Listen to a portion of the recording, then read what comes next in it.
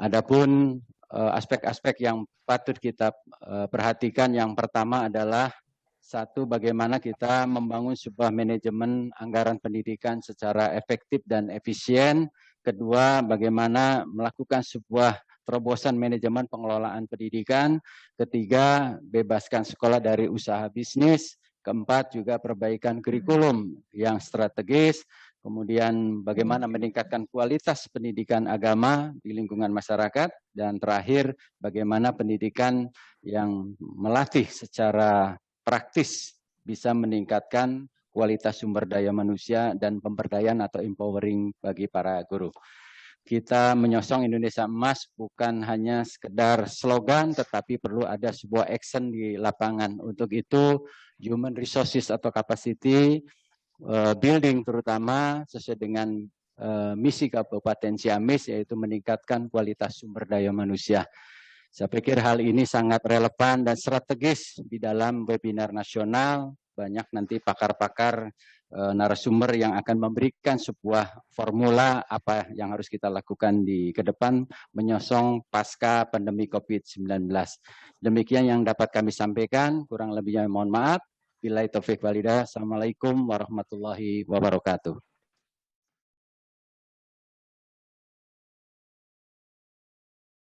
Assalamualaikum warahmatullahi wabarakatuh. Bismillahirrahmanirrahim. Om Swastiastu, Namo Buddhaya, salam kebajikan. Selamat sore, sudah menjelang hampir sore ya. Selamat siang atau menjelang sore. Dan Sampurasun. Yang saya hormati, saya akan membacakan satu persatu. Yang pertama adalah Bapak Dr. Haji Herdiat Sunaria, Bupati Ciamis atau yang mewakili beliau. Kemudian Bapak Rektor Universitas Galuh yang saya hormati. Kemudian Bapak Haji Anwar Prihatin, MSI, anggota DPR RI, Dr. Insinyur Ferry Sopian Arif, Kepala Bapeda Jawa Barat, Bapak Dr. Haji Agus Dedi, dosen FISIP Universitas Galuh, kemudian juga kepada moderator yang saya hormati. Terima kasih banyak atas kesempatannya dan diundang pada hari ini di acara Universitas Galuh, karena sangat membahagiakan karena diundang dalam acara Pekan Ilmiah Mahasiswa. Ini adalah pekan ilmiah yang sangat luar biasa.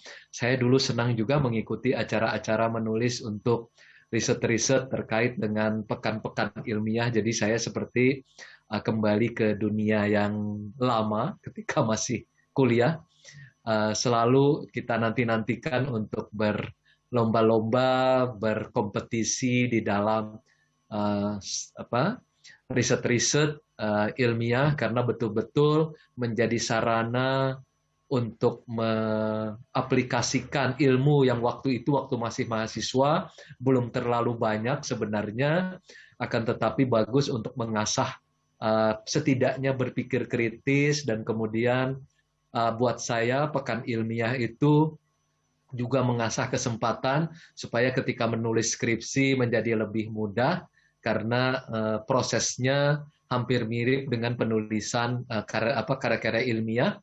Di dalam pekan ilmiah biasanya hampir mirip dengan penyelesaian skripsi, atau kemudian yang saya alami ketika menulis tesis atau menulis disertasi. Pada intinya kebiasaan ikut dalam kegiatan-kegiatan pekan ilmiah atau lomba-lomba menulis ilmiah itu sangat memicu dan mendorong saya juga untuk bisa menulis kemudian di media massa seperti Kompas dan yang lain-lain. Jadi saya mengucapkan selamat pada mereka yang ikut dalam pekan ilmiah maupun juga mereka yang berhasil memenangkannya. Yang kalah jangan kecil hati, karena ini merupakan sarana untuk belajar yang pasti akan sangat.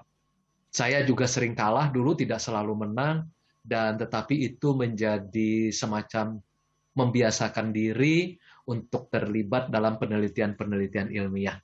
Jadi saya ucapkan terima kasih dan juga kepada Universitas Galuh, terkhususnya kepada FISIP Universitas Galuh yang menyelenggarakan acara ini tentu sangat penting untuk teman-teman mahasiswa kita karena sebagai sarana untuk mereka melatih diri, setidaknya melatih diri untuk berpikir kritis dalam pekan ilmiah fisik yang diselenggarakan oleh Badan Eksekutif Mahasiswa Fakultas Ilmu Sosial dan Ilmu Politik. Nah, izinkan saya sebelum membahas tentang strategi kebangkitan di tengah pandemi COVID-19, saya ingin mengabarkan kepada Ibu, Bapak, para pengajar, para rektor, wakil rektor, dan semua sivitas akademika dari Universitas Galuh dan Ibu Bapak yang menghadiri acara ini.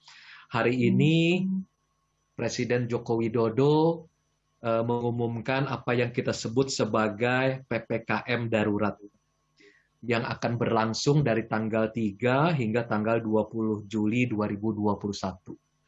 Mengenai detailnya itu pukul 1 tadi disampaikan oleh Pak Menko Maritim dan Investasi yaitu Pak Luhut Panjaitan. Jadi secara detail nanti Ibu Bapak bisa melihat langsung apa yang disampaikan oleh Pak Luhut tadi pukul 1 dan sejumlah informasinya sudah ada di media massa. Nah, adapun karena saya adalah juru bicara Presiden, saya menyampaikan mengenai kebijakan PPKM darurat ini yang akan diselenggarakan dari tanggal 3 sampai 20 Juli 2021.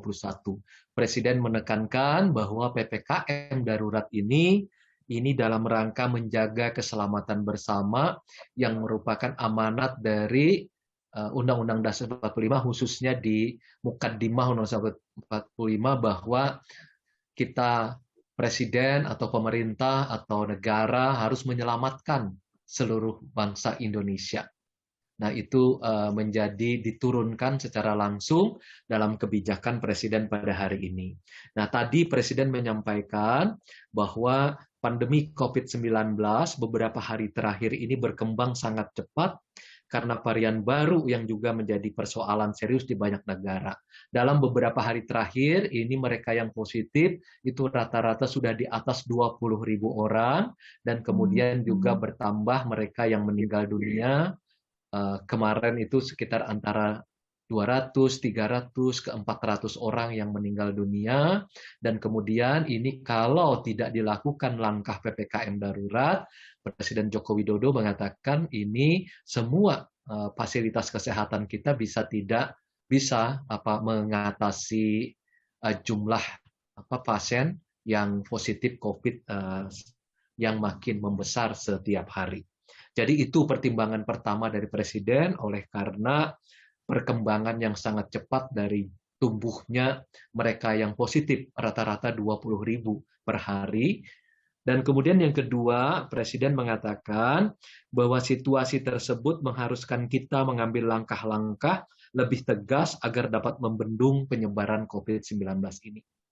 Kemudian ketiga, beliau mengatakan setelah mendapatkan masukan dari para menteri, ahli kesehatan, dan kepala daerah, saya sebagai Presiden memutuskan memberlakukan PPKM darurat dimulai tanggal 3 Juli hingga 20 Juli 2021 di Jawa dan Bali. Jadi sekali lagi akan dilakukan di Jawa dan Bali PPKM darurat dari 3 Juli hingga 20 Juli. Berarti Jawa Barat termasuk Ciamis di mana ada Universitas Galuh juga terkena kewajiban untuk mematuhi PPKM darurat ini.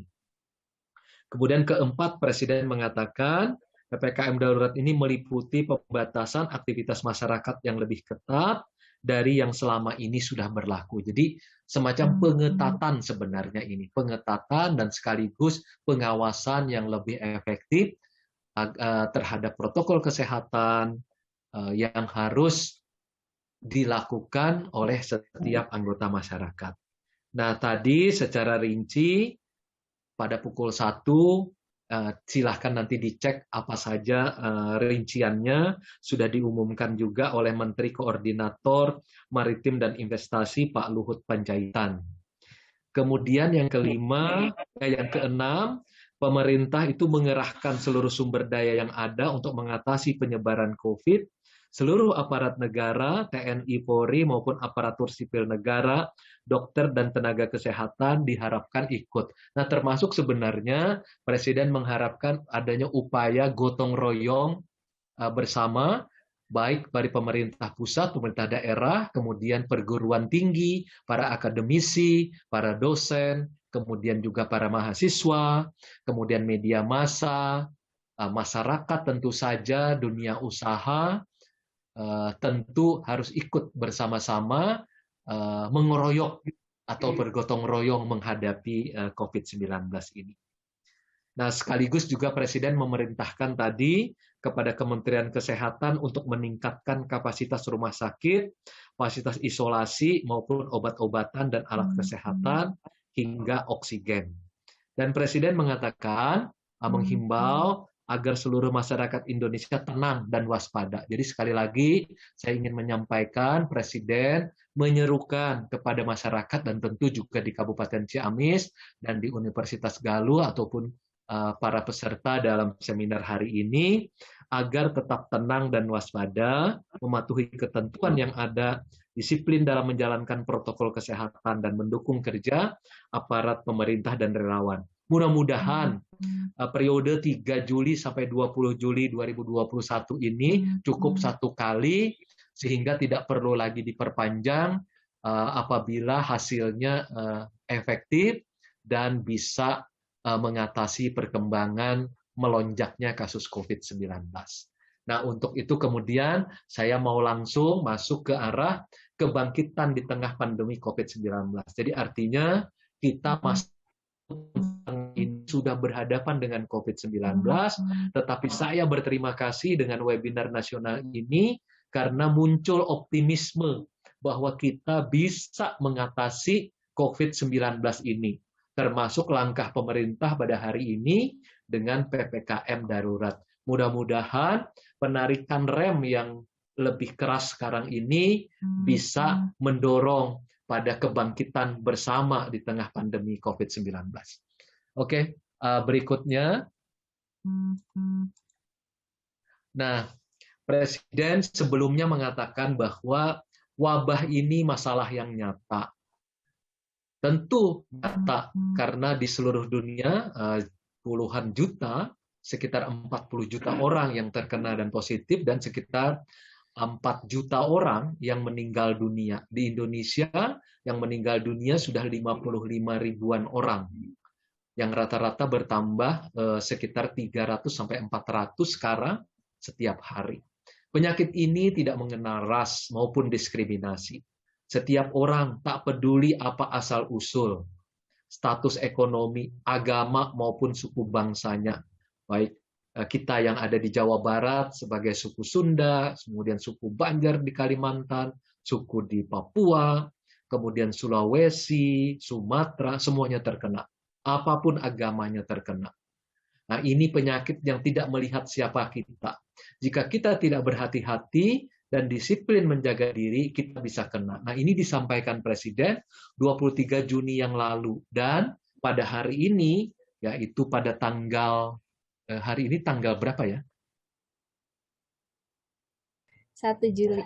Nah, hari ini pada tanggal 1 Juli, hampir seminggu kemudian, Presiden mengumumkan adanya PPKM darurat. Jadi peringatan sudah disampaikan oleh Presiden, tapi ternyata terutama khususnya adanya varian baru yaitu varian Delta membuat kita tanggal 3 Juli sampai 20 Juli ini akan lebih ketat lagi dalam melaksanakan protokol kesehatan. Berikutnya. Nah, ini kondisi pada tanggal 30 Juni sebelum diputuskan Presiden PPKM darurat. Ibu Bapak bisa melihat kita positif sudah 2 juta lebih. Penambahan kemarin saja pada tanggal 30 itu 21.807. Kemudian memang alhamdulillah angka yang sembuh cukup banyak, yaitu sekitar 10.800. Dan tetapi yang meninggal, dan kita berdoa untuk yang beragama Islam, Al-Fatihah untuk mereka, Al-Fatihah, dan untuk yang beragama lain semoga diterima di sisi Allah. Jadi memang COVID-19 tidak main-main, sudah menelan 58.491 orang. Kemarin saja yang meninggal itu 467 orang. Dan kita semua mungkin sudah mulai kaget, di awal tahun yang lalu, umumnya mereka yang terkena sama sekali tidak kita kenal, yang positif maupun yang meninggal. Itu seakan-akan jauh dari rumah kita, jauh dari pergaulan kita. Hari-hari terakhir ini, sebagian besar yang terkena, positif maupun meninggal, sebagian bahkan sahabat-sahabat kita. Misalnya beberapa teman saya dari ITB, Institut Teknologi Bandung, dalam seminggu terakhir ada 8 orang yang meninggal dunia. Sebagian besar saya kenal. Kemudian ada juga sahabat saya meninggal dunia 2 orang, ada yang di Jawa Tengah, Saudara Yuli Eko Nugroho, dan kemarin sahabat saya Mas Arya Baron, itu gitaris dari Gigi, Rip, dan juga Baron Soulmate, itu sahabat baik saya, itu juga meninggal dunia. Jadi udah makin dekat orang-orang yang terkena maupun yang meninggal dunia. Kita berharap hari-hari mendatang, setelah PPKM darurat, kita tidak lagi menghadapi hal seperti ini. Sedih saya melihat ada orang yang kehilangan bapak dan ibunya. Ini baru saya mendengar bahwa ada orang yang kehilangan bapak ibunya, anaknya masih kecil, sahabat saya juga seperti itu. Nah, untuk vaksinasi, mudah-mudahan 180,5 juta ini bisa selesai dalam tahun ini, dan Presiden pada Agustus ini sudah menggenjot sehari 2 juta orang, dan pada beberapa hari yang lalu sudah tembus 1,3 juta orang per hari. Nah, sekarang sudah tembus 29,5 juta yang sudah divaksinasi. Diharapkan dengan 2 juta per hari akan bisa mencapai Desember nanti. Oke, berikutnya.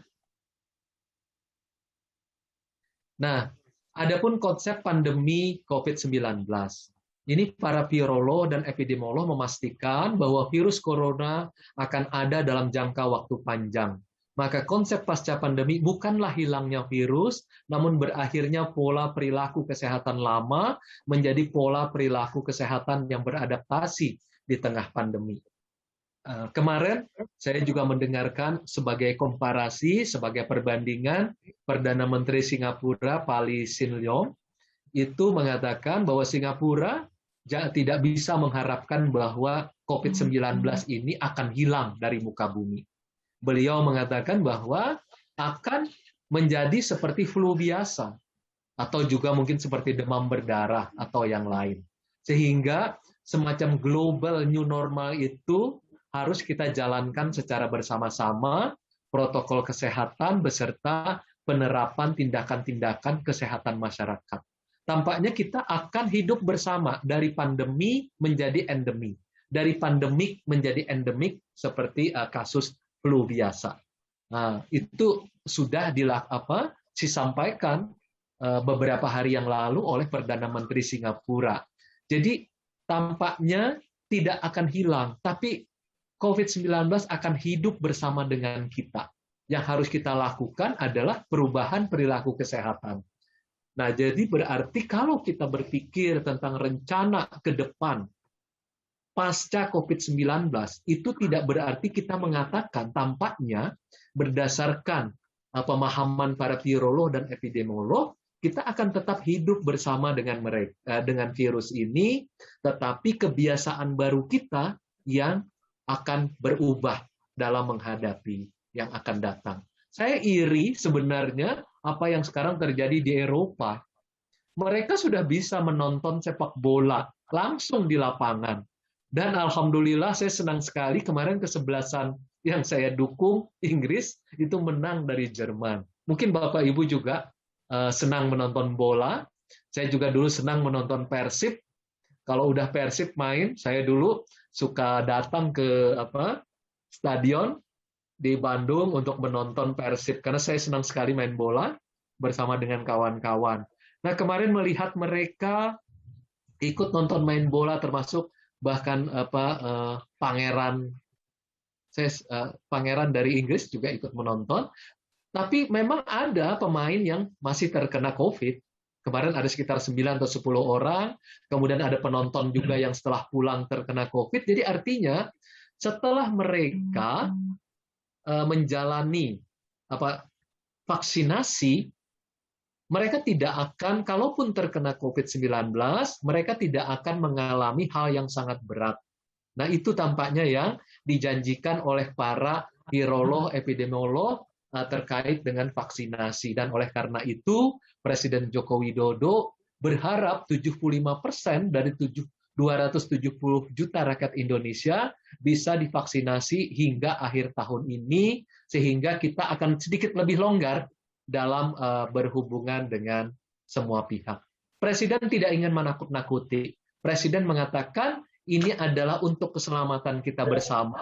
Presiden Joko Widodo menyayangi 270 juta rakyat Indonesia supaya mereka tetap setia menjalankan protokol kesehatan, bersedia divaksinasi untuk supaya kita bisa saling menyayangi satu sama lain.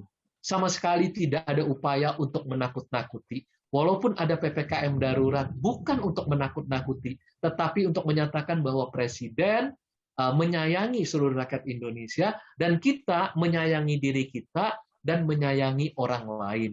Kalau memakai bahasanya Korea Selatan itu, mereka menyebutnya kalau dengan tangan begitu, sarang heyo katanya begitu. Kalau orang Sunda mungkin menyebutnya menyayangi, menyayangi satu sama lain. Saya tidak terlalu paham bahasa yang lebih halus yang bisa disampaikan. Oke, berikutnya. Nah, jadi yang terjadi pada hari ini adanya perilaku lama dan kita akan masuk ke dalam kebiasaan baru. Ancaman kesehatan dan keselamatan kesehatan, ancaman kesehatannya menjadi lebih kecil nanti dan keselamatan kesehatannya lebih besar. Kalau kami bisa menambahkan, perilaku lama adalah perilaku disiplin terhadap protokol kesehatan yang masih lemah, harus dipaksa.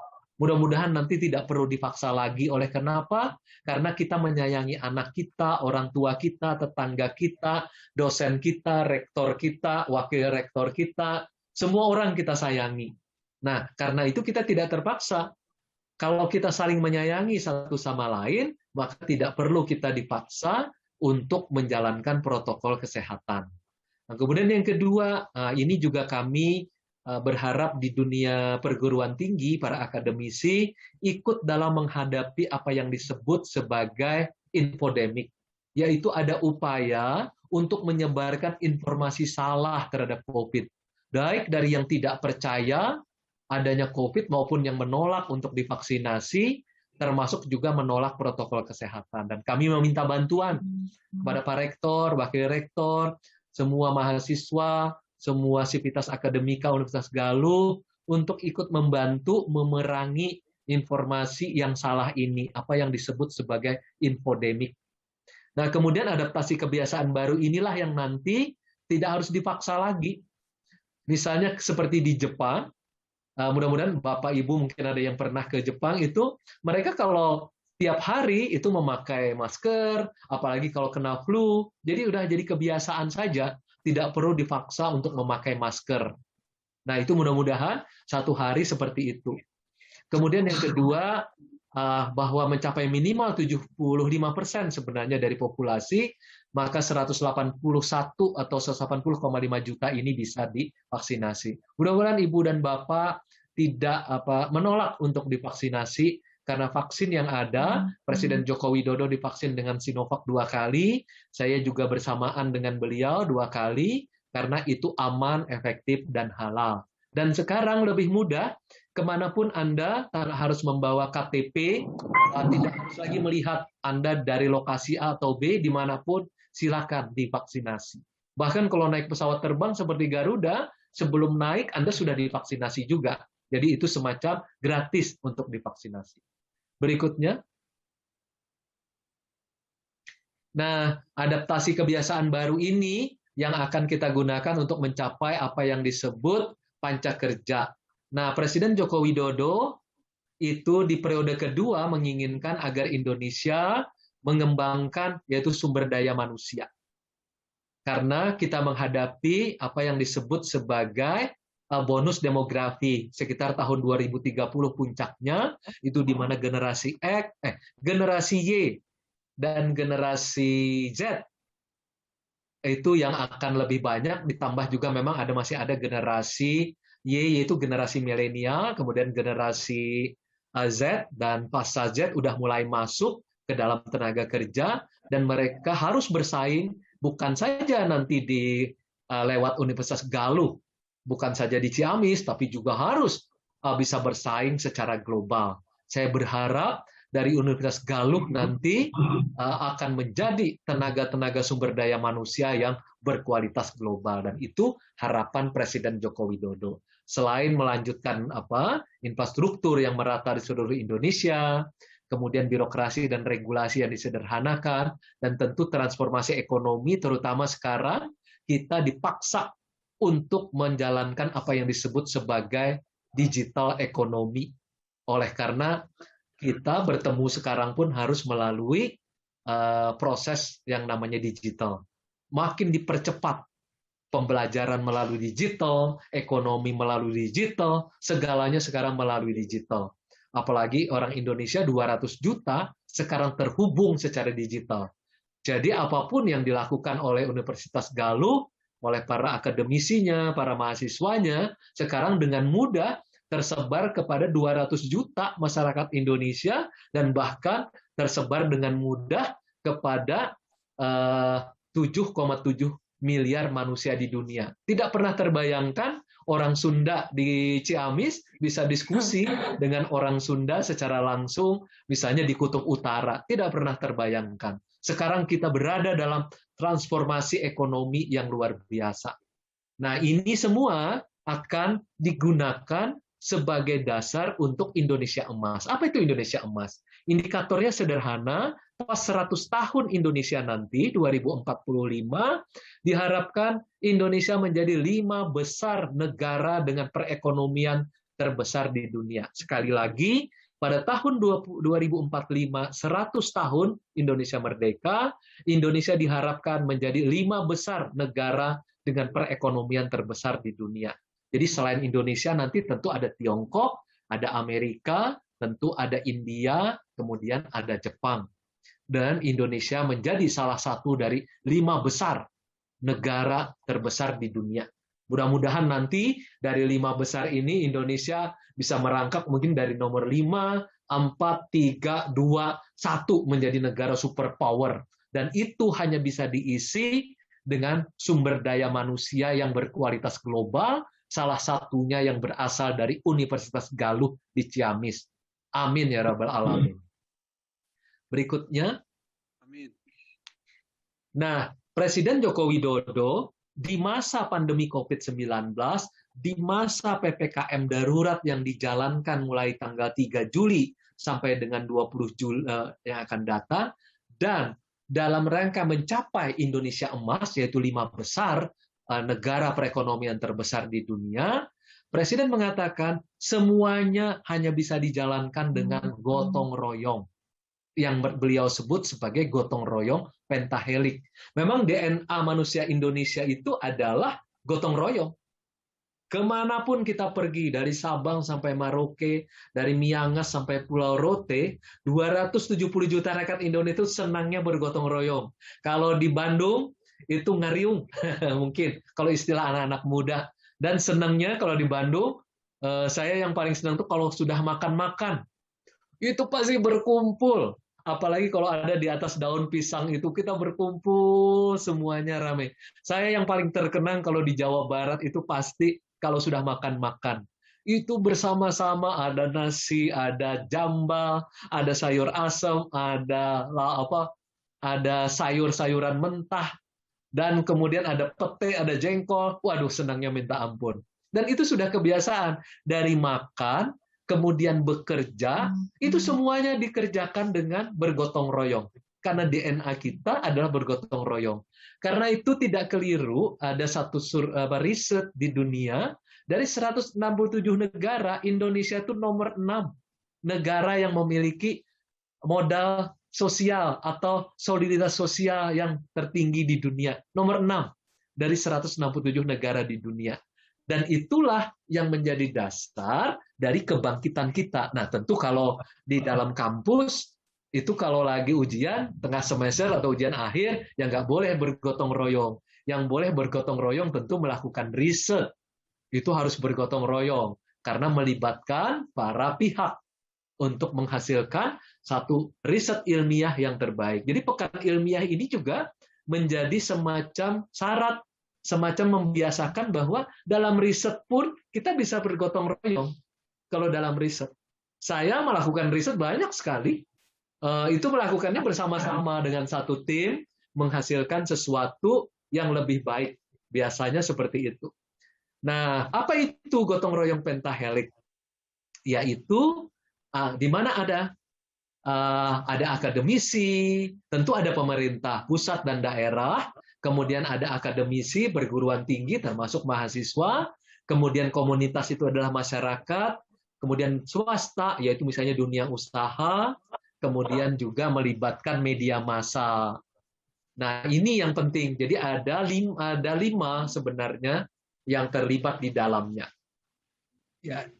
Nah, dengan demikian kita ingin mencapai 2045 Indonesia emas, tidak ada jalan lain. Hanya dengan model seperti ini. Oke, berikutnya.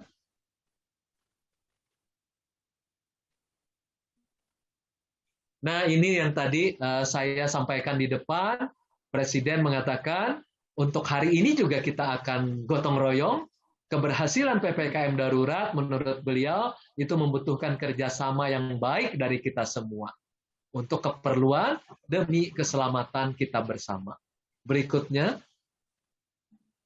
Nah, saya ingin mengulangi saja bahwa apa yang menjadi tujuan dalam Indonesia Emas. Kapan waktunya? Waktunya adalah 2045. Ketika 100 tahun Indonesia.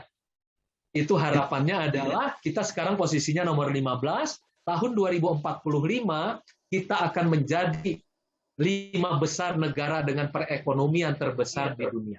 Siapa pelakunya? Pelakunya adalah sumber daya manusia Indonesia yang umumnya adalah yang mendapatkan apa yang disebut sebagai bonus demografi, yaitu generasi X, generasi Y, dan generasi Z. Itu bersama-sama.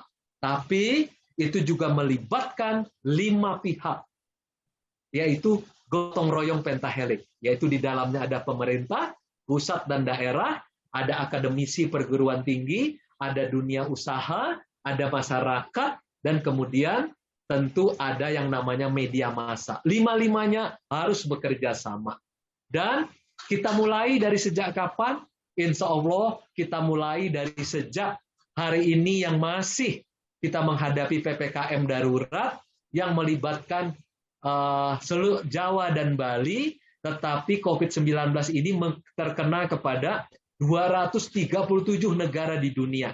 Dan saya dengan optimis sebenarnya masih berpikir, mungkin kalau kondisi di mana 237 negara terkena COVID-19 dan semuanya mengalami masalah terhadap kehidupan ekonominya, sosial maupun budayanya, mungkin saja Indonesia bisa mencapai Indonesia emas bukan di 2045, mungkin bisa lebih dekat lagi.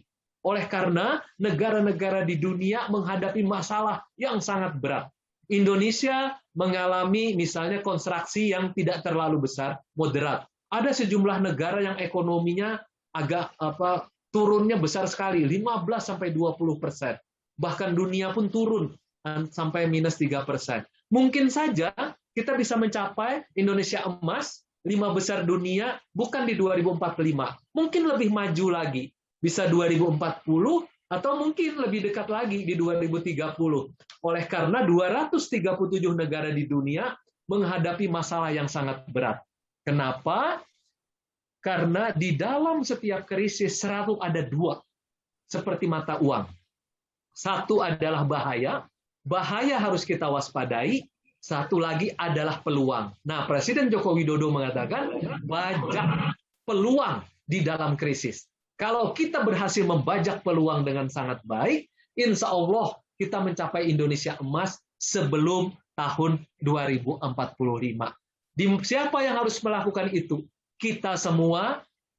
SDM yang tangguh, salah satunya berasal dari Universitas Galuh dari Ciamis. Demikian Pak Rektor, demikian Pak Wakil Rektor, demikian Ibu Bapak semuanya, dan juga para mahasiswa. Lanjutkan, tetap optimis. Kita bersama-sama mengatasi COVID-19 dan menuju 5 besar negara perekonomian terbesar di dunia. Terima kasih, merdeka. Wassalamualaikum warahmatullahi wabarakatuh. Salam kebajikan, namo buddhaya, Om Swastiastu. Selamat sore.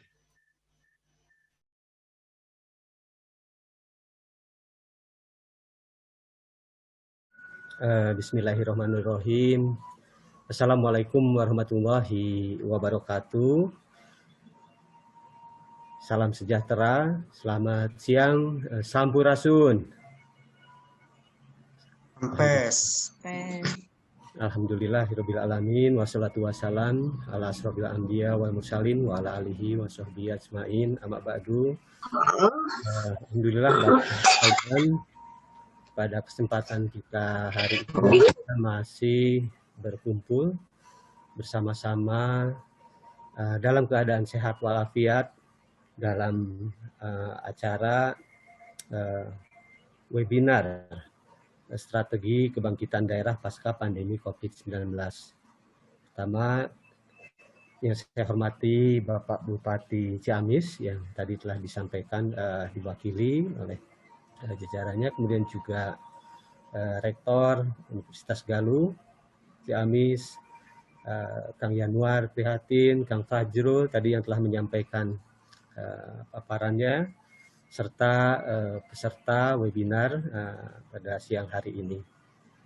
Pada kesempatan ini saya akan mencoba mewakili Pak Kaban menyampaikan hal-hal berkenaan dengan strategi kebangkitan daerah pasca pandemi COVID-19. Oleh karenanya mohon izin saya menyampaikan melalui paparan. Barangkali sudah terlihat Bapak Ibu.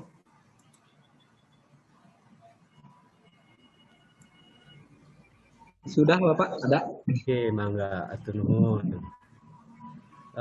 Bapak Ibu sekalian, saya coba paparkan barangkali dalam waktu yang tidak terlalu lama mengenai hal-hal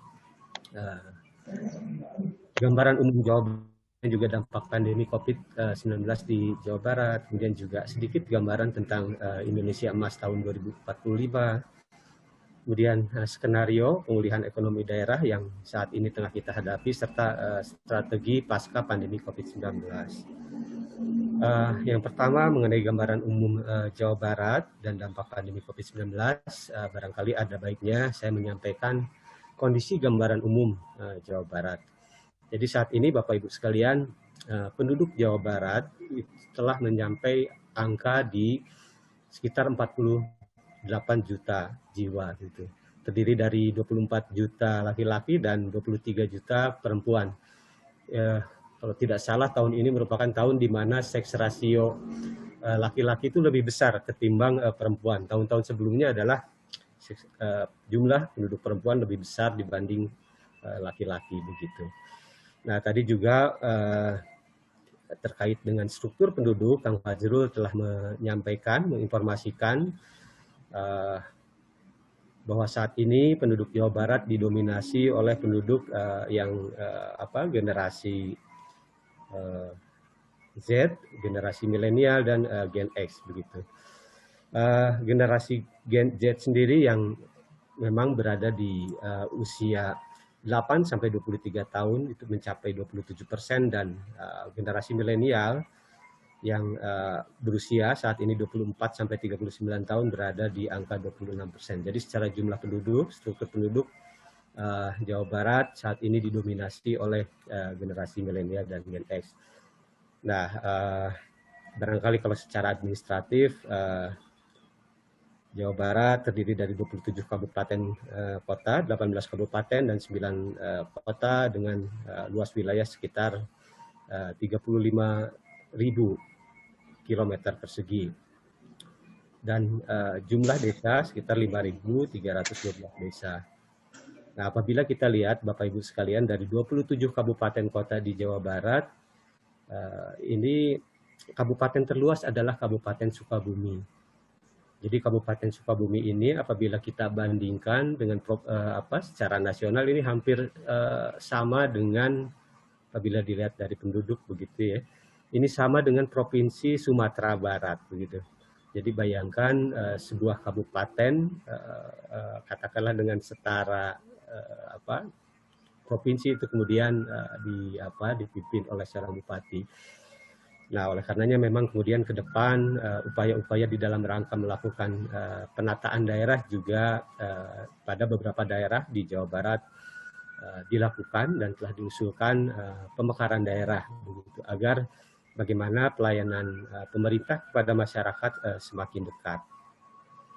Kemudian ini tadi disampaikan oleh Kang Fajrul juga secara nasional bagaimana perkembangan COVID-19 di nasional. Nah, barangkali pada kesempatan ini saya akan mencoba menggambarkan secara ilustrasi perkembangan di Jawa Barat, kondisi peta zonasi COVID-19 dalam 1 bulan terakhir, 4 minggu terakhir. Jadi apabila kita melihat perkembangan peta ini, Bapak Ibu sekalian, kita bisa melihat bahwa tekanan pandemi COVID di Jawa Barat ini semakin ketat, semakin kuat begitu. Kita bisa lihat dalam peta ini semula yang zona orange itu kemudian terus berkembang menjadi meluas begitu. Dan zona merah semakin bertambah begitu. Ini menunjukkan bahwa kondisi perkembangan tekanan pandemi COVID di Jawa Barat itu menunjukkan tekanan yang cukup kuat, tidak hanya dari sisi jumlah kasus positif yang bertambah, tapi juga sistem kesehatan kita. Bapak Ibu sekalian, kita dalam berita-berita 2 minggu terakhir lah kalau tidak salah, bagaimana kita di media-media tekanan pandemi COVID terhadap sistem kesehatan kita sudah begitu kuat begitu, terhadap sarana prasarana kesehatan kita. Bagaimana kemudian keterisian dari rumah sakit sudah semakin penuh, bahkan rata-rata di Jawa Barat sekarang sudah mencapai angka mendekati di 90%. Beberapa rumah sakit yang lainnya sudah ada mencapai di atas 100%. Ini sebuah angka yang katakanlah di atas batas standar WHO 80%. Di mana pada kondisi tersebut daerah harus sudah mulai mempersiapkan perluasan pelayanan sarana prasarana rumah sakit maupun juga pusat isolasi. Nah, terkait hal tersebut Bapak Ibu sekalian, minggu kemarin secara hari demi hari kami di Satgas COVID-19 sudah mulai melakukan upaya-upaya penguatan sistem kesehatan secara intensif begitu. Bagaimana agar pasien yang terus-menerus datang ke rumah sakit itu tetap bisa dilayani. Persoalannya adalah sekarang rumah sakit sudah penuh. Pada saat ada masyarakat yang membutuhkan pelayanan, menelepon ke rumah sakit, ternyata menjadi posisi waiting list. Nah, oleh karenanya kami kemarin mencoba untuk menyiapkan tadi sejalan dengan apa yang disampaikan Kang Fajrul dan Pak Presiden. Mohon bagaimana kemudian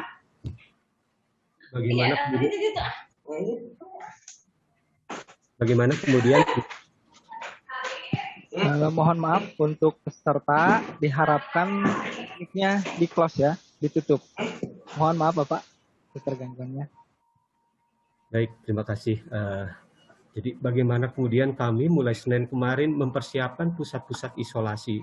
Karena pusat isolasi yang menggunakan gedung-gedung pemerintahan itu juga sekarang sudah hampir penuh.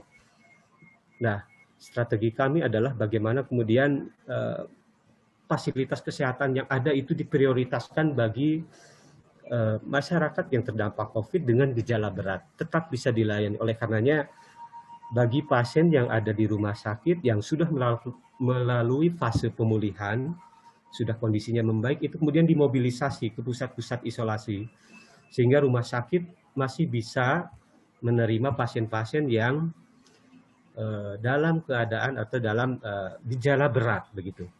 Nah, di samping itu juga kami mencoba memperluas fasilitas kesehatan yang ada, beberapa rumah sakit yang masih katakanlah idle itu, tapi memang belum ada sarana prasarana untuk penanganan COVID, itu diperluas begitu. Nah, tadi disampaikan Kang Fajrul juga bagaimana kemudian bersama-sama bergotong royong. Nah, walaupun memang pemerintah daerah telah memiliki anggaran, alokasi anggaran, tapi juga kemudian bagaimana Pemprov melalui pendekatan pentahelik mencoba untuk menggalang bersama, silih tulungan dengan rekan-rekan dunia usaha, dengan akademisi untuk bagaimana melawan COVID ini, bagaimana menyiapkan sarana prasarana, bekerja sama dengan PHRI, menjadikan sebuah fasilitas-fasilitas katakanlah hotel itu untuk pusat dari isolasi begitu. Nah, ini Bapak Ibu sekalian, bagaimana dampak COVID terhadap pandemi terhadap perekonomian di Jawa Barat. Apabila kita lihat pertumbuhan ekonomi tahunan dari 2016 sampai 2020 pada grafik yang pertama, Bapak Ibu sekalian, posisi pertumbuhan ekonomi Jawa Barat selalu di atas 5%, di atas nasional begitu. Namun pada sejak tahun 2009, mulai tahun 2019 pertengahan dan 2020 pertumbuhan ekonomi Jawa Barat mengalami kontraksi. Bahkan kontraksinya di bawah atau lebih tinggi ya kontraksinya dengan LPE yang di bawah dari LPE nasional. Nasional di angka minus 2,07%. Jawa Barat terkontraksi cukup dalam sampai minus 2,04%. Sektor-sektor yang tadi disampaikan juga yang terdampak, sangat terdampak adalah sektor-sektor industri, pariwisata, serta sektor-sektor lainnya. Sementara sektor-sektor yang resilient, tahan adalah sektor-sektor informatika, kemudian juga pertanian. Ternyata pertanian memiliki kemampuan bertahan di tengah pandemi, ditandai dengan pertumbuhan yang masih positif. Nah, apabila kita lihat Bapak Ibu sekalian grafik yang kedua, kita perhatikan perkembangan pada tahun 2020 pertumbuhan ekonomi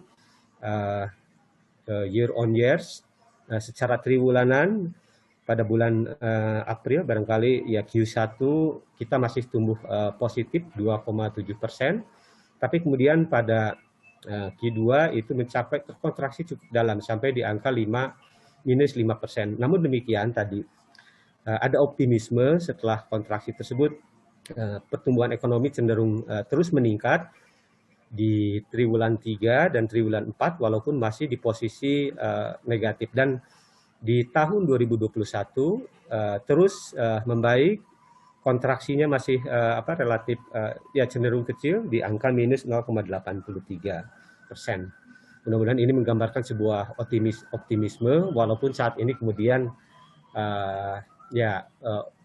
memang kebijakan di dalam rangka pemulihan ekonomi itu juga sangat erat dengan sejauh mana upaya-upaya penanganan pandemi COVID-19. Ada kebijakan gas dan rem begitu. Manakala tekanan pandemi ini cukup kuat, maka kebijakan sosial dan ekonomi diperketat begitu. Nah, chart yang ketiga adalah Bapak Ibu sekalian, dari pertumbuhan ekonomi di Jawa Barat tersebut, dari 27 kabupaten kota kita bisa lihat kabupaten mana yang paling terkontraksi, yang paling terdampak, yaitu adalah Kabupaten Karawang, Bekasi, dan Kota Bekasi. Sementara 3 kabupaten kota lainnya itu tumbuh positif, yaitu Kuningan, Majalengka, dan Banjar.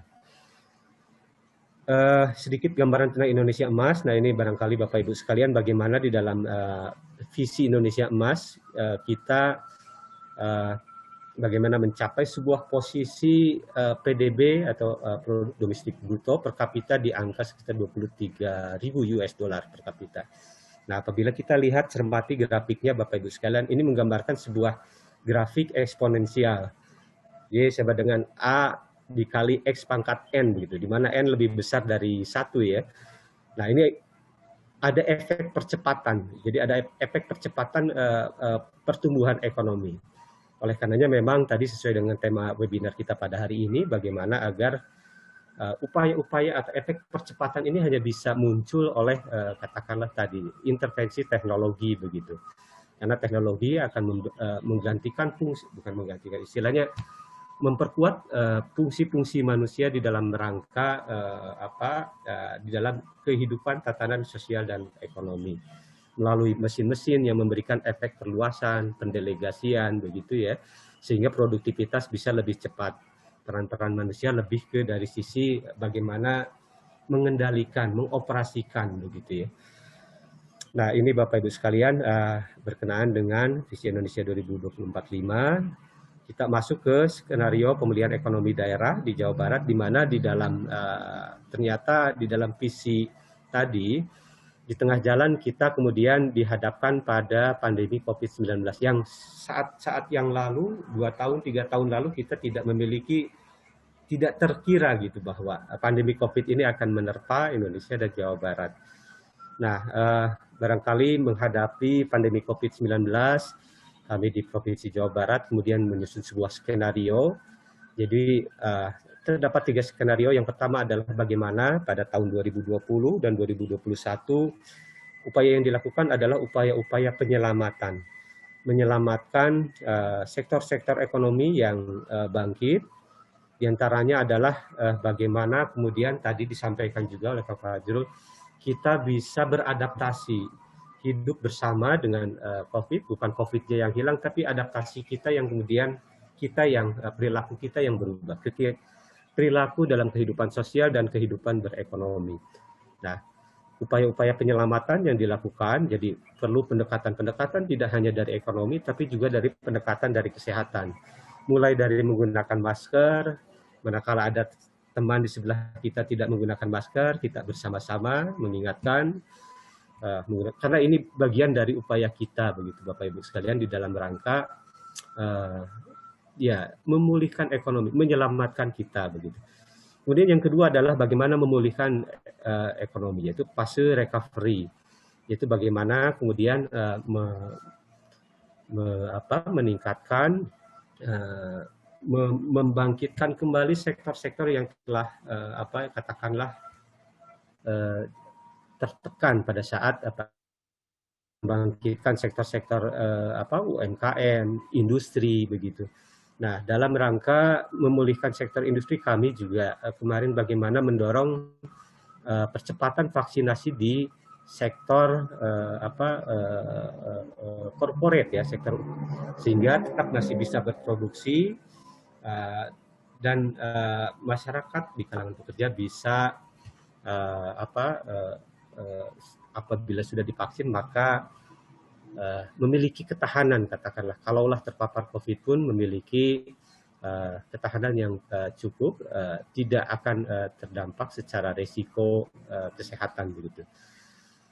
Nah, kemudian juga di Satgas Ekonomi kami di Jawa Barat juga terus-menerus bersama rekan-rekan pelaku usaha yang bergabung di dalam Satgas, Kadin, unsur-unsur kalangan pengusaha, PHRI, terus bagaimana mengupayakan upaya-upaya pemulihan, bagaimana membantu kalangan dunia usaha akses ke sektor-sektor kredit. Karena tantangan yang dihadapi pada saat ini adalah bagaimana kemudian pelaku usaha yang sudah kehabisan modal, kemudian pada saat akan bangkit lagi sudah tidak ada modal kerja, kemudian juga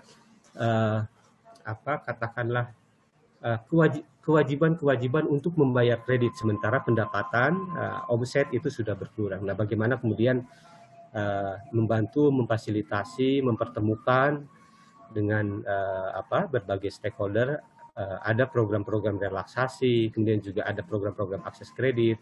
Ya, tentunya bekerja sama kami dengan OJK dan Bank Indonesia Kantor Perwakilan Jawa Barat, hampir setiap minggu kami menyelenggarakan rapat, melakukan evaluasi perkembangan kondisi pandemi COVID dan upaya-upaya pemulihan ekonomi.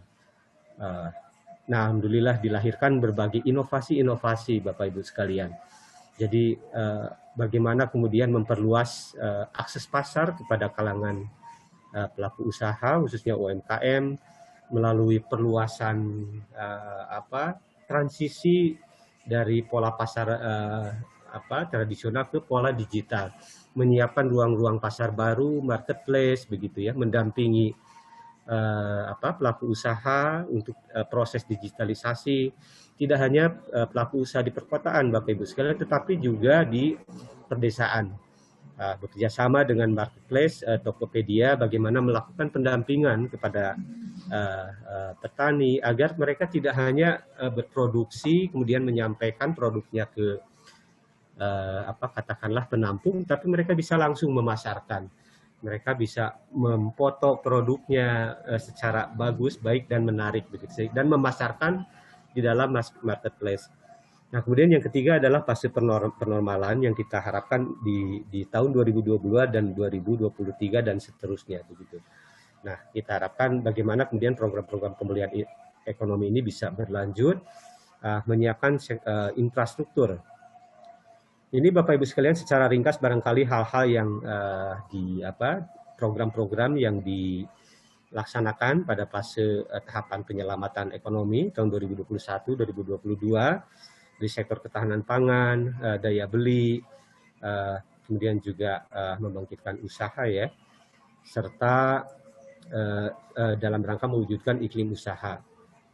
Nah, Bapak Ibu sekalian, di dalam rangka membangkitkan daya beli ini juga, karena ternyata fenomenanya pandemi COVID-19 ini mengerem tingkat konsumsi masyarakat. Inilah yang kemudian menurunkan PDRB kita ya, dibanding tahun sebelumnya.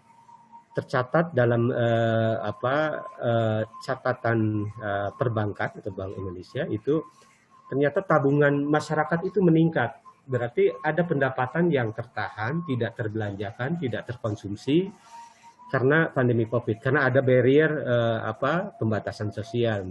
Nah, oleh karenanya digitalisasi produk, kemudian mengembangkan marketplace itu menjadi sebuah solusi bagaimana agar ekonomi tetap bergerak, masyarakat bisa belanja melalui media-media daring. Ini berkenaan dengan program P2 2022 sampai dengan 2023 Recovery Center. Nah, dalam rangka bagaimana meningkatkan akses pelaku usaha ke dunia perbankan, kami di Satgas bersama Bank Indonesia juga dan OJK menyiapkan semacam klinik perbankan, sebuah forum, sebuah media untuk mempertemukan pelaku usaha dengan sektor-sektor perbankan. Secara bertahap untuk sektor pariwisata, untuk sektor UMKM begitu.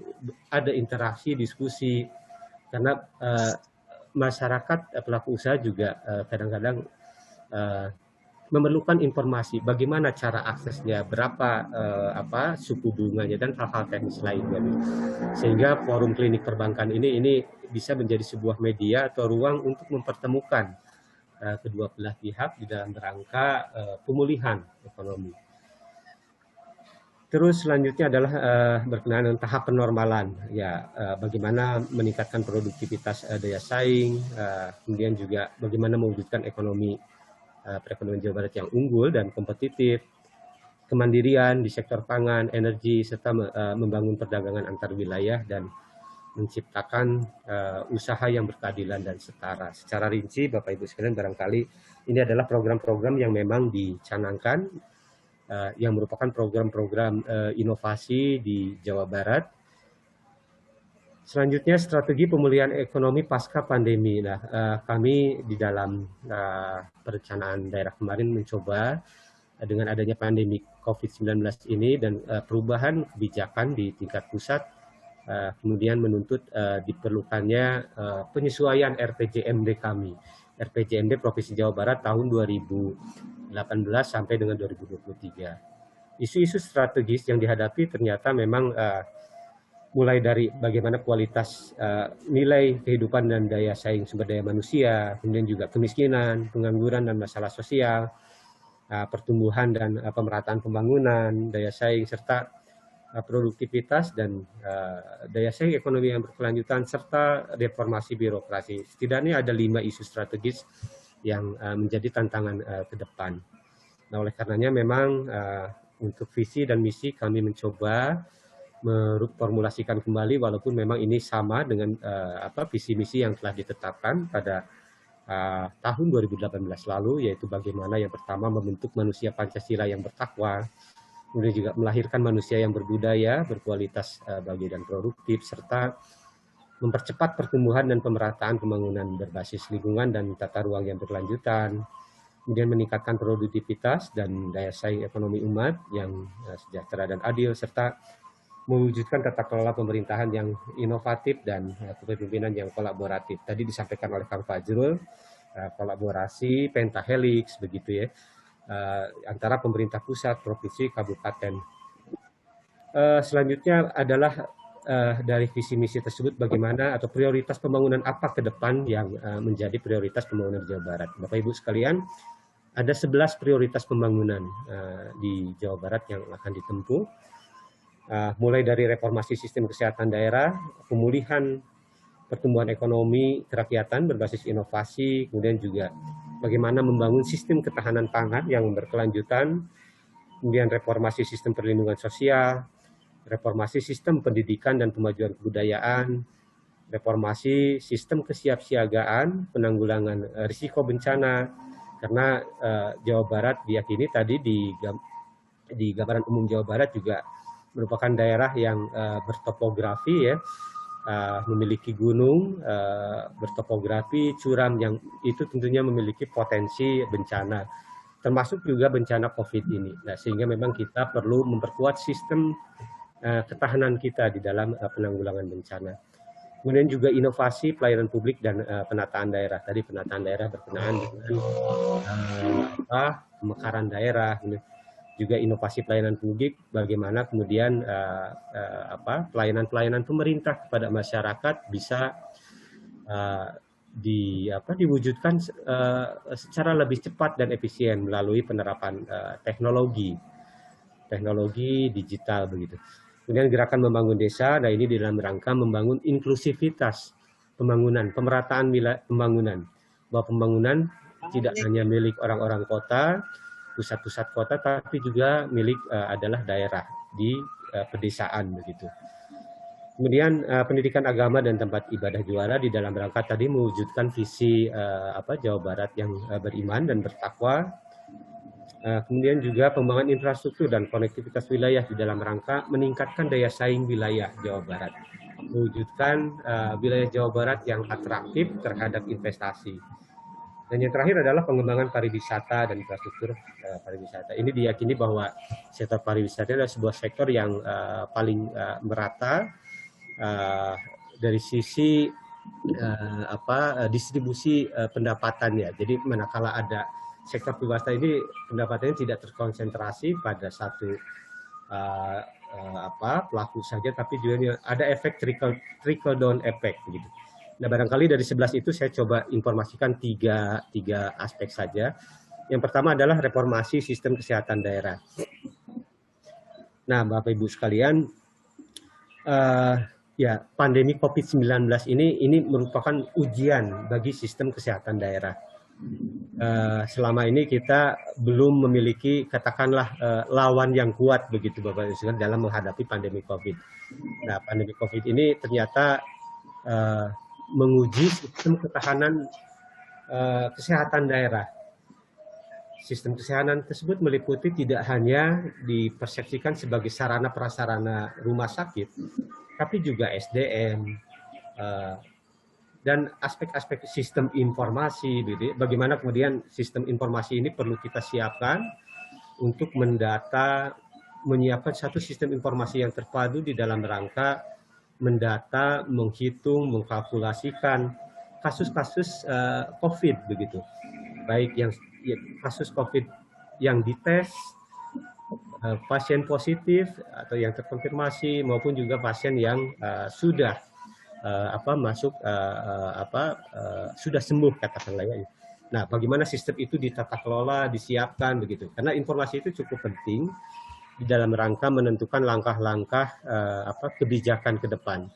Langkah-langkah kebijakan ini satuannya tidak bulanan, tahunan, tapi harian begitu. Seperti PPKM darurat yang akan ditempuh. Ini tentunya berdasarkan perkembangan terkini, berdasarkan data-data yang sudah terpusat begitu ya. Nah, ini akan sangat membantu sekali. Yang kedua adalah bahwa tadi disampaikan oleh Kang Fajrul juga virus corona itu nyata.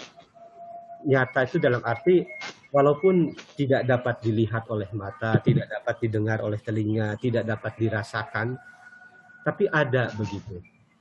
Nah, bisa dilihat tentunya dengan menggunakan mikroskop molekuler. Nah, dengan kehadiran mikroskop itu ini memberikan efek perluasan kemampuan daya lihat kita sehingga kita bisa melihat benda-benda kecil, termasuk juga teleskop. Jadi kita bisa melihat planet-planet lain yang kasat mata. Kita bisa melihat galaksi-galaksi lain begitu. Nah, teknologi ini berperan cukup penting di dalam rangka memberikan efek perluasan kemampuan panca indera kita. Nah, dan virus corona ini ada begitu. Kita bisa lihat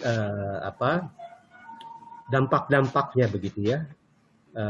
Mulai dari yang bergejala sampai ke yang meninggal. Bapak Ibu sekalian, barangkali Bapak Ibu juga merasakan belakangan ini bagaimana melalui WA Group sebagian dari keluarga kita, tetangga kita, hampir setiap hari kita mendapatkan informasi rekan-rekan kita yang meninggal.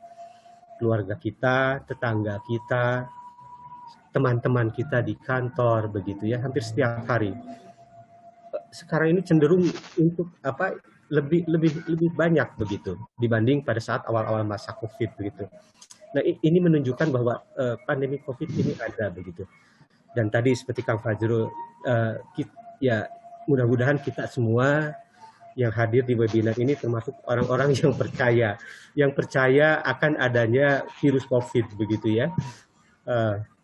Karena ya dengan percaya maka kemudian kita yakin kita melakukan memiliki kehendak begitu untuk melakukan upaya-upaya penanganan COVID ya.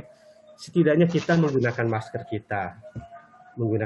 kita agar tidak hanya kita tertular begitu, tapi juga kita tidak menularkan kepada orang lain begitu. Dan mohon maaf Bapak, mengingatkan untuk waktunya sekitar 2 menit lagi. Oke, mangga. Sedikit saja ya. Barangkali itu. Jadi saya barangkali lebih ke ini ya, tadi gotong royong begitu ya. Bagaimana kemudian ke depan kita melakukan upaya-upaya dalam menangani COVID ini bersama-sama, silih tulungan ya, di dalam rangka sebagai bagian dari wujud budaya kita, wujud masyarakat Jawa Barat, silih asuh, silih asa, ya, silih asih. Ya kita ingat petuah-petuah orang tua kita gitu ya. Bagaimana agar budaya itu kita tanamkan, kita pelihara begitu, jangan sampai kemudian ke depan ya kita menjadi sebuah bangsa yang kalau istilahnya petua-petua orang dulu ya, ulah dugi ka cenah samak leungiteun pandana, uyah leungiteun ganduana, ulah nepi ka kiwari Ciamis kantun pahitna, Ciherang kantun piruhna. Nah, budaya Jawa Barat yang kemudian menjadi kearifan lokal itu perlu menjadi ruh kita bersama di dalam rangka memerangi pandemi COVID-19 dan di dalam rangka menyongsong upaya-upaya penormalan ekonomi dan Indonesia Emas tahun 2045. Nah, ini sedikit barangkali Bapak Ibu sekalian tentang untuk yang kedua, pemulihan pertumbuhan ekonomi kerakyatan berbasis inovasi, upaya-upaya yang dilakukan dan contoh-contohnya barangkali termasuk juga, nah ini sistem ketahanan pangan dan berkelanjutan, yaitu dari sisi ketersediaan pangan, akses pangan, serta pemanfaatan pangan. Bagaimana ke depan kita tetap bisa menjadi sebuah provinsi Jawa Barat, sebuah negara Indonesia yang memiliki kemampuan ketahanan dan kemandirian pangan gitu. di dalam rangka tahan terhadap berbagai goncangan-goncangan krisis pangan dunia begitu ya, sehingga kita bisa mewujudkan provinsi yang gemah ripah, ya itu istilahnya lah katanya. Nah ini sedikit pandangan Pak Gubernur tentang konsep ketahanan pangan di Jawa Barat. Bagaimana memenuhi kebutuhan pangan, bagaimana mengantisipasi pada saat pangan dalam kondisi emergensi, menyediakan pangan yang murah, kemudian juga memantau harga-harga harian pangan, dan bagaimana menyiapkan lahan pangan di dalam rangka mewujudkan ketahanan pangan ke depan. Barangkali itu Bapak Ibu sekalian yang dapat kami sampaikan sehubungan dengan waktu juga. Mohon maaf apabila ada kekurangan. Demikian, billahi taufiq wa hidayah. Wassalamualaikum warahmatullahi wabarakatuh.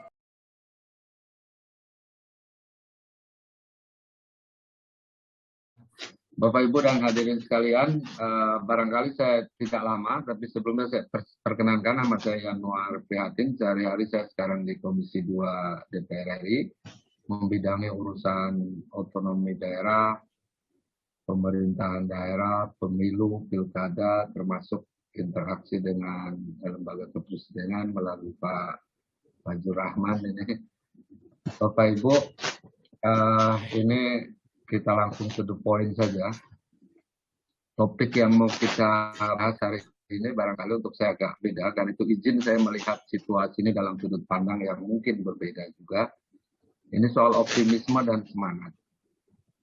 Optimisme dan semangat ini sesuatu yang dari sudut bahasa enak didengar, kira-kira begitu, enak didengar, bahkan kita menimbulkan suasana batin yang sangat sangat menarik ketika mendengar istilah itu. Tapi sesungguhnya istilah ini adalah satu istilah yang maknanya jauh lebih luas, jauh lebih besar, dan jauh lebih dahsyat ketika kita mulai memahami kedalaman maknanya. Izin teman-teman, kalau kita bicara COVID pada hari ini, maka yang sering terjadi adalah minimal pada hari ini, persepsi kita, pandangan kita, bahkan strategi dan program pemecahan yang sedang kita laksanakan hari ini besar-besaran, baik di pusat maupun daerah, itu pada dasarnya adalah satu pendekatan yang lebih pada berbasiskan kepada, saya menyebut satu istilah, kalau itu disebut imun, maka lebih pada imun fisik, kira-kira begitu. Imun fisik, imun material. Jadi hari ini memang mungkin suasananya ya, sehingga kita akan sangat fokus bagaimana meningkatkan ketahanan fisik. Karena itu strateginya pun dalam program pemerintah banyak berkaitan dengan itu. Soal vaksinasi, kemudian soal penyediaan fasilitas swab di berbagai tempat, kemudian prokes, protokol kesehatan di banyak tempat, dan lain sebagainya. Bahkan sebagian juga program-program di pemerintahan, baik pusat maupun daerah, misalnya refocusing anggaran, itu juga terkait dengan pendekatan fisik material semacam itu. BLT misalnya bantuan langsung tunai diberikan ke banyak tempat, kemudian juga pola pendidikan kemudian berubah, kita mulai mengenal apa yang disebutkan metode pendidikan online, tidak lagi tatap muka, jadi semua kemudian mengalami perubahan yang besar. Pada sisi lain misalnya di dunia ekonomi, perdagangan, bisnis juga mengalami goncangan yang tidak kalah dahsyatnya, kira-kira begitu, tidak kalah dahsyatnya. UMKM mengalami suasana yang barangkali tidak pernah terbayangkan sebelumnya. Awal-awal pandemi dulu kita masih ingat ya, di beberapa kota besar itu terjadi migrasi para pelaku sektor informal dari perkotaan kembali ke desa, karena perkotaan mengalami penutupan beberapa gerai kaki lima mereka tutup awal-awal itu, sehingga mengalami suasana yang luar biasa dramatik sekali pada waktu itu. Dan di sektor rumah tangga juga mengalami sesuatu yang kita mungkin tidak pernah alami sebelumnya. Antar pasangan, suami istri, antar orang tua dan anak, antara kakak dan adik, antara semuanya itu mengalami sesuatu yang baru, yang sebelumnya tidak pernah kita alami. Nah, pertanyaan kita adalah pendekatan fisik, pendekatan material semacam ini tetap harus kita pertahankan, bahkan harus mulai kita sempurnakan. Tapi satu hal yang mungkin harus kita tambahkan, atau istilah saya menyempurnakan, adalah mulailah kita ke depan untuk mendesain peningkatan imun mental, kira-kira begitu. Imun fisik sudah sekarang sedang gencar-gencarnya kita lakukan. Fisik dalam arti manusia, fisik dalam arti pembangunan, fisik dalam arti keuangan, material, dan seterusnya saat ini sedang kita lakukan besar-besaran. Tapi saya memperkenalkan yang disebut dengan untuk peningkatan imun mental. Kenapa? Karena COVID ternyata selain membawa dampak berupa keterbatasan ruang gerak kita, keterbatasan mobilitas kita, baik horizontal maupun vertikal, keterbatasan berbagai macam hal, tapi juga tanpa sadar, COVID ini juga telah menimbulkan apa yang disebut dengan problem mental yang baru.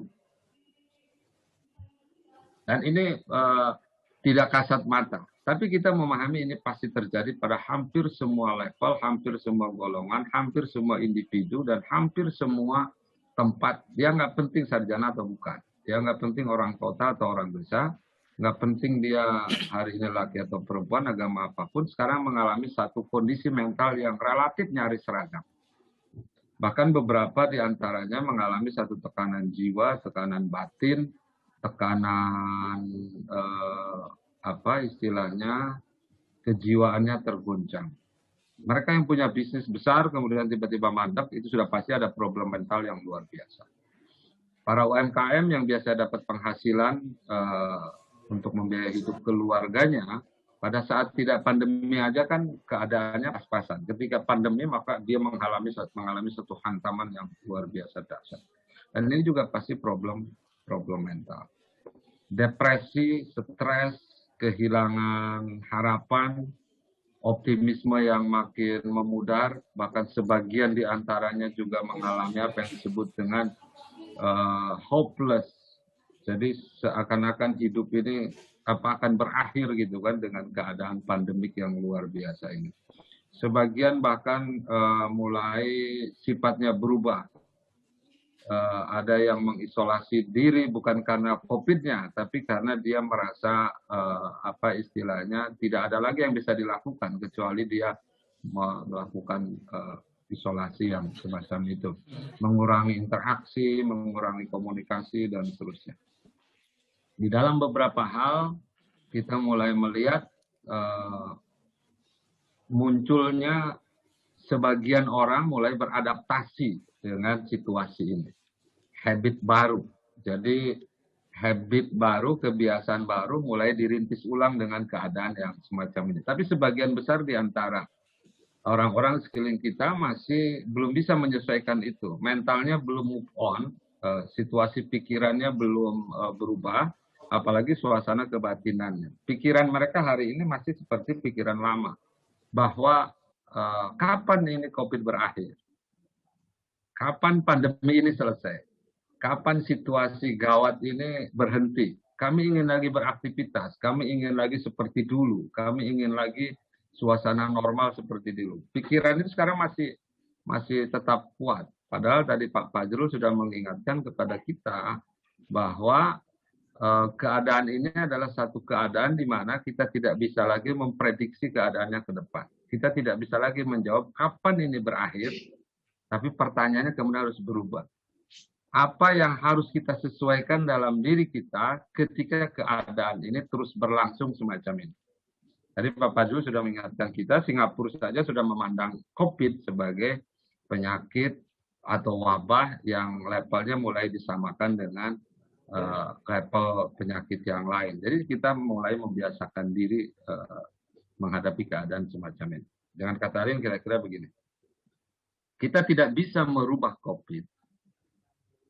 Kemudian kita berharap COVID akan berhenti. Tentu itu pertanyaan yang terlalu berat kita jawab. Tapi lebih baik barangkali kita merubah diri sendiri, merubah keluarga kita, merubah habit kita, merubah pikiran kita, merubah mental kita, itu barangkali jauh lebih mampu dikendalikan. Merubah respon kita terhadap keadaan yang di luar kita sudah berubah sama sekali. Mengharap perubahan COVID itu jelas menurut saya nggak masuk akal. Tetapi melakukan perubahan terhadap apa yang ada di dalam diri kita itu jauh lebih masuk akal. Kenapa? Karena diri kita masih bisa kita kendalikan, tapi COVID jelas tidak bisa kita kendalikan. Nah, teman-teman, dalam situasi semacam ini saya ingin menyatakan kira-kira begitu.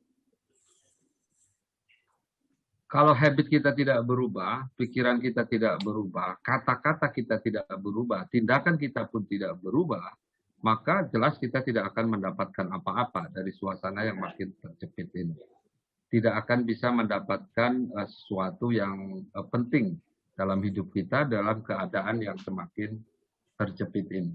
Karena itu, izin saya menyampaikan bahwa pendekatan untuk meningkatkan imun mental kepada masyarakat Indonesia, kepada berbagai kelompok masyarakat, khususnya yang marginal, khususnya yang ada di kampung-kampung, di desa-desa, masyarakat akar rumput, hari ini harus menjadi fokus dan perhatian penting. Istilahnya untuk menyempurnakan pendekatan fisik material yang sudah kita tempuh selama ini. Kenapa? Karena justru di situ sekarang duduk perkaranya. Hari ini problem mental terjadi di mana-mana, terjadi di berbagai tempat, bahkan sudah merasuk ke lingkungan yang mikro sangat kecil, yaitu organisasi keluarga. Orang tua sekarang mulai marah-marah dengan anaknya. Kenapa? Karena anaknya, mohon maaf, sekarang di rumah sudah mulai fokus bukan ngurusin sekolah online-nya, tapi sangat sibuk dengan game, sangat sibuk dengan TikTok, sangat sibuk dengan berbagai macam hal. Sesuatu yang tidak pernah kita bayangkan beberapa waktu yang lalu. Hubungan anak dan orang tua menjadi agak berbeda. Saya tidak mengistilahnya terganggu, tapi agak berbeda. Anak mulai asik di rumah dengan dunianya sendiri dan orang tua kehilangan kemampuan untuk mengarahkan dan mengendalikan. Ini lantas bagaimana cara mengatasi hal ini? Ada sekarang generasi lahir di dunia pandemik. Hari ini ada juga orang yang sekolah studi dalam keadaan dunia yang serba terbatas, yaitu generasi yang sekolahnya online. Pertanyaan saya, bagaimana generasi ini ke depan akan memunculkan dirinya menghadapi tantangan yang makin berubah. Dalam berbagai level yang lebih luas, hubungan ketetanggaan pasti berubah. Hubungan antar teman, sahabat juga berubah. Semua berubah. Kegiatan keagamaan, kegiatan bisnis, ekonomi, kegiatan politik, seluruhnya berubah. Nah, perubahan ini tidak ada pilihan kecuali kita mulai menyesuaikan diri, mengadaptasikan diri. Itu artinya pikiran juga harus mulai mengalami perubahan. Istilahnya mindset-nya nggak bisa lagi dipertahankan seperti sekarang ini. Sikap mental otomatis harus berubah. Sikap mental tidak bisa tetap bertahan dengan keadaan sekarang. Kita tidak bisa lagi menyongsong masa depan dengan terus-menerus main game buat anak-anak muda misalnya. Situasi ini harus segera berubah. Tidak bisa terus-menerus misalnya selama 24 jam ada di depan TikTok terus. Keadaan harus segera diambil over oleh dirinya sendiri untuk menata sesuatu yang lebih besar untuk dirinya ke depan. Nah, teman-teman, izin, oke. Untuk waktunya sekitar Ya. menit lagi, Pak. Izin pada kesempatan ini saya menyampaikan pemerintah saatnya untuk mulai merancang program pemulihan mental. Imun mental harus diperkuat. Programnya harus diperjelas, strateginya harus diperkuat. Dengan kata lain, optimisme publik, semangat publik, kemudian sisi positif dari publik harus sudah mulai dibangkitkan. Biarlah COVID tetap berlalu, tapi kita tidak boleh terjebak dengan keadaan COVID, tapi sebaliknya jadikan ini kesempatan kita untuk tumbuh ke depan, untuk menjadi lebih baik, dan itu harus kita mulai dari diri sendiri. Dan saya yakin percaya Universitas Galuh bisa merancang ini untuk peningkatan imun mental minimal untuk para mahasiswanya, untuk sivitas akademikanya, dan bisa diluaskan program peningkatan imun mental ini kepada berbagai kalangan masyarakat, wabil khusus di wilayah Kabupaten Ciamis, dan Panginten Pemda Jawa Barat sudah mulai memikirkan bagaimana sih meningkatkan imun mental untuk masyarakat kita, khususnya yang ada di desa-desa. Termasuk juga pemerintah pusat, berkali-kali saya dalam rapat di DPR juga mendorong ini, pentingnya upaya untuk pemulihan recovery mental masyarakat, rakyat, strategi apapun yang dibangun oleh pemerintah, infrastruktur, pendidikan, UKM, bantuan, dan seterusnya, maka dia tidak akan memiliki efek yang dahsyat ketika mental publik, mental masyarakatnya, termasuk mental aparat, tidak berubah. Karena itu izin pada kesempatan ini, ayo kita mulai hidup baru, new normal, habit baru, pikiran baru, ucapan baru, tindakan baru, semangat baru. Karena di sanalah Indonesia pasti akan bisa mencapai kejayaan, sebagaimana tadi disebut Pak Fajrul, tahun 2045 Indonesia 5 besar ekonomi dunia. Dan itu harus kita mulai dari ini dengan pendekatan mental, imun mentalnya ditingkatkan. Terima kasih. Mohon maaf apabila saya tidak menyampaikan paper.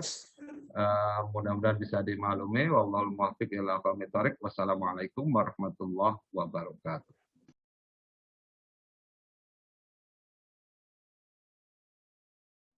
Assalamualaikum warahmatullahi wabarakatuh. Waalaikumsalam warahmatullahi wabarakatuh. Sebelumnya saya ucapkan banyak terima kasih kepada panitia yang telah memberikan kesempatan kepada saya untuk berbicara di acara webinar ini. Terlebih dahulu,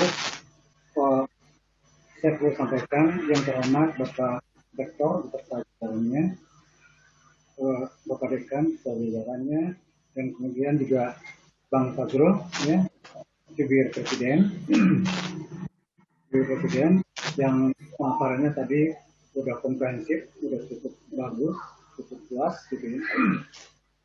Dan kemudian juga saya perlu sampaikan kepada Bapak Dekan, jajarannya, Bapak Prodi dan jajarannya.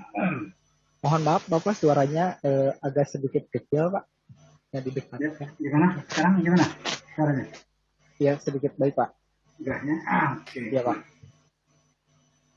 Pertama mungkin perlu kita panjatkan puji syukur kepada Allah SWT atas kesempatan dan kesehatan sehingga kita masih bisa bergabung ya, dalam event webinar nasional Pekan Ilmiah FISIP 2021.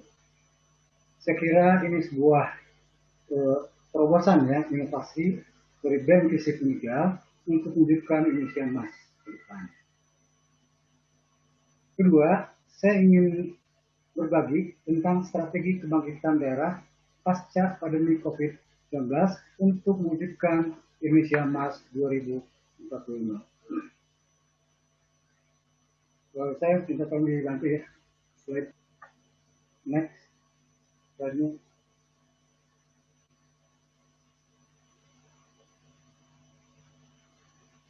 Baik ya.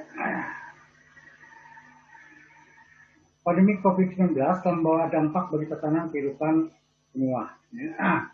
Perubahan drastis terjadi begitu cepat sehingga masyarakat terpaksa harus berhadapan dengan perubahan yang terjadi. Ekonomi terpuruk, kesehatan masyarakat mengalami penurunan drastis, berbagai sektor mengalami kelumpuhan. Sektor yang terdampak COVID-19 diantaranya sektor usaha mikro kecil, ya, atau UMKM, pariwisata, konstruksi, dan transportasi. Nah ini mungkin dalam kesempatan yang baik ini, saya mungkin ingin menghimbau, kebetulan pembicara terdahulu, ada kebetulan Jubir Presiden, ada juga dari Komisi 2 DPR Pak Januar, ya, dan kemudian dari Bapak Provinsi. Saya ingin sampaikan begini Pak, mungkin ini bukan sebuah pertanyaannya, tapi paling tidak Bapak dari Dewan mungkin memiliki kewenangan untuk membuat semacam produk undang-undang ya, bagaimana tindakan di depannya. Karena begini Pak, kebetulan ini di Ciamis ini banyak pengusaha bis ya, pengusaha bis, dan juga ada sektor pariwisata itu daerah Pangandaran. Jadi adik mereka itu rata-rata dari sektor tersebut. Nah, bagaimana kira-kira solusinya nih? Ya, saya paham apa yang disampaikan oleh bapak-bapak tadi, gitu ya, itu dalam tataran teori. Nah, saya ingin sampaikan di sini bagaimana mengatasi sulitnya kalangan pariwisata yang ada di Ciamis atau Pangandaran, gitu ya. Kemudian juga dari sisi transportasi, bagaimana cara mengatasinya? Apakah misalkan pemerintah membuat regulasi, disiapkan misalkan undang-undangnya atau seperti apa, atau bentuk perpres atau seperti apa? Ya, ini juga perlu menjadi perhatian dari kalangan bapak-bapak yang ada di lokasi. Itu yang ini. Yang jelas itu adalah sektor-sektor yang terdampak COVID. Kemudian ada juga sektor yang tidak terdampak, artinya mampu bertahan. Itu seperti tekstil, kimia, farmasi, makanan dan minuman, jasa informasi dan logistik. Seperti yang disampaikan oleh pemateri tadi ya. Nah, ini membuat kita terkendala dalam hal bagaimana caranya supaya bahwa yang bertahan ini bisa tetap berkembang, kemudian yang terdampak ini bisa diangkat. Jangan sampai umpamakan yang terdampak ini terus malah melorot gitu, atau merosot. Gitu. Itu yang perlu disikapi oleh bapak yang berada di provinsi, di legislatif maupun di pusat. Nah, kondisi ini memaksa kita melakukan strategi yang tepat untuk bangkit keterpurukan. Next, terusan ini.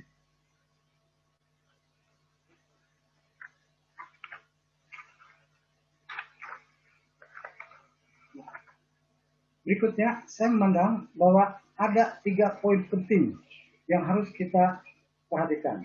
Yang pertama adalah Indonesia sehat, ya. Kemudian Indonesia bangkit, kemudian Indonesia emas.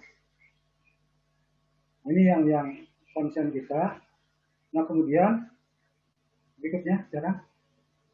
Nah, saya ingin mengupas Indonesia sehat, Indonesia bangkit, dan Indonesia emas ini dari teori Morgan. Ya. Ini teori Morgan ada 5 tahapan yang dijadikan semacam acuan. Pertama itu adalah tujuan, lingkungan, arahan, aksi, dan tindakan, kemudian pembelajaran. Nah, ini mungkin kita akan coba analisis ya seberapa jauh sebetulnya pelaksanaan penanganan masalah COVID ini sudah berlangsung di Indonesia. Silakan next berikutnya.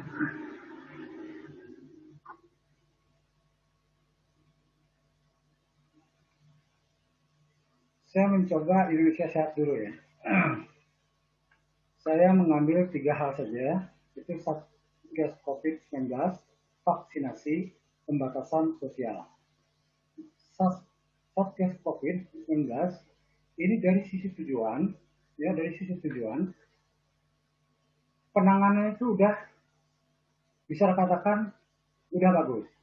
Hanya saja dalam pelaksanaan itu di lapangan itu terkadang tidak sinkron antara kebijakan yang dikeluarkan oleh pusat sampai ke daerah. Di pusat maunya seperti ini, tapi realisasi di lapangan itu tidak seperti itu. Ya. Nah, kemudian dari aspek lingkungan ini mencerminkan kondisi daerah. Setiap daerah itu perlu penanganan yang berbeda-beda satu dengan yang lain. Saya contoh namakan seperti Pangandaran. Pangandaran itu PAD-nya lebih mengandalkan pariwisata. Ya. Nah, otomatis strategi yang harus dibuat di Pangandaran itu berbeda dengan daerah-daerah yang lain, termasuk di Ciamis. Nah, ini juga mungkin menjadi semacam gambaran ya buat pemerintahan pusat. Ini gimana ininya. Kemudian dari segi arahan. Nah, kalau arahan saya berbicara di sini adalah regulasi, aturan. Kalau aturan, saya pikir sudah banyak ya, kurang lebih sekitar 20 aturan ini yang menyangkut masalah Satgas COVID ini. Ya. Mulai dari keterlibatan lembaga-lembaga lain seperti Menteri Kesehatan, termasuk Polri, gitu ya, itu sudah mengeluarkan aturan-aturan.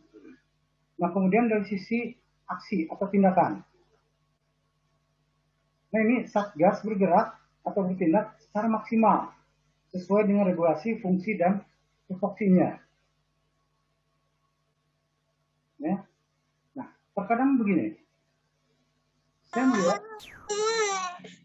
melihat di daerah, ini karena tujuan kita untuk sehat. Salah satu sehat itu misalkan harus divaksinasi. Nah, tapi kenyataan di lapangan, vaksinasi ini sulit untuk bisa untuk ditindaklanjuti di daerah. Karena sampai sejauh ini, sejauh yang saya tahu di Ciamis saja, bahkan contoh itu baru berapa persen, ya, baru berapa persen orang-orang yang sudah divaksinasi. Nah, ini ironis sekali gitu. Jadi di satu sisi pemerintah pusat mungkin menggembar-gemborkan pada hari ini katanya bulan Juni ini per hari 1 juta katanya ya vaksin. Bahkan bulan depan Agustus katanya itu 2 juta per hari. Nah, tapi di daerah malah nggak tahu di mana nih yang menjadi kendala ya. Itu mungkin yang perlu saya sampaikan di sini. Kemudian yang kedua dari sisi vaksinasi. Vaksinasi ini tujuan terwujudnya kekebalan kelompok, itu tujuannya sana, menurunkan kesakitan dan kematian akibat COVID. Nah, dengan kejadian yang sekarang ini ternyata bahwa tingkat kematian itu sangat tinggi sekali. Seperti yang disampaikan oleh Pak Bang Fajro tadi, saya setuju ya. Punya sasaran untuk yang yang akan divaksinasi itu mencapai 181 juta orang Indonesia, gitu ya. Tapi realisasinya sampai sekarang ini baru sekitar 28 juta yang udah yang vaksin dosis pertama. Kemudian 13 juta itu yang vaksin dosis kedua, gitu ya. Nah, jadi itu mungkin yang perlu saya sampaikan. Kemudian dari sisi arahan, dari sisi lingkungan. Kalau lingkungan, saya tadi menyampaikan bahwa ini lingkungan masing-masing daerah punya karakter sendiri. Bahwa itu penanganan pun satu dengan lain itu sangat berbeda sekali. Nah, kemudian kalau dari sisi arahan, ini udah ada Permen Kesehatan nomor 10 2001 tentang pelaksanaan vaksin. Jadi dari sisi regulasi mungkin ini tidak jadi masalah, gitu ya. Nah, kemudian aksi ini adalah berupa tindakan atau implementasi di lapangan. Nah, proses vaksin di daerah ini tidak seperti yang dibayangkan di pusat atau di provinsi, gitu ya. Ini vaksin di daerah ini agak sedikit sulit. Apakah ini memang bahannya vaksinnya itu masih kurang atau seperti apa, sehingga jumlah persentase yang orang-orang di daerah yang sudah divaksin itu sangat sedikit sekali gitu. Persentasenya mungkin sekitar 10 atau 15%-an. Gitu ya. Kemudian dari sisi pembelajaran di sini di beberapa daerah vaksin 1 dan 2 sudah dilaksanakan, walaupun dilaksanakan belum secara menyeluruh. Nah, kemudian dari sisi negatif, cara pemberian penanganan arahan kepada masyarakat. Nah, ini kaitan vaksinasi ini masih terkendala ya, seperti yang disampaikan oleh Bung Fajro tadi. Jadi perlu pemahaman terhadap masyarakat bahwa masyarakat di kita ini dapat informasi-informasi yang mungkin hoax, jadi tingkat kebenarannya itu masih dipertanyakan gitu ya, sehingga banyak masyarakat itu yang masih takut untuk divaksin. Nah, ini perlu semacam yang disampaikan oleh tadi dari Mbak Feda kalau nggak salah ya, atau dari Bang Fajro, itu ada 3 elemen: swasta, perguruan tinggi, serta swasta itu berkolaborasi untuk mendorong kita bergotong royong agar memberikan pemahaman terhadap masyarakat agar mereka sadar bahwa pentingnya vaksinasi. Ini bukan hanya untuk kepentingan yang bersangkutan, tapi juga untuk kepentingan secara keseluruhan. Ya. Karena kalau tanpa sehat, kita sulit mau bergerak, kita sulit untuk bisa bekerja. Gitu. Jadi poin pentingnya itu adalah sehat dulu. Kalau sehat baru kita bisa bekerja. Ya. Nah, kalau dengan sehat kita baru bisa tumbuh. Seperti itu. Dengan sehat kita baru bisa bangkit. Itu yang menjadi penopang. Jadi dalam hal kesehatan ini memang saya berharap semua pihak, mulai dari pusat, provinsi, dan daerah, itu betul-betul memperhatikan keberadaan. Nah, kemudian masalah pembatasan sosial, tadi sudah banyak disinggung oleh Bang Fazrul juga, ya. Yang terbaru itu adalah tentang PPKM, gitu ya. Kalau dulu PSBB mungkin, sekarang PPKM, jadi lebih diinikan lagi, lebih diperketat lagi, seperti itu. Jadi saya pikir ini tidak perlu pembahasan lagi ya, karena sudah disampaikan oleh Bang Fazrul tadi. Next, kan.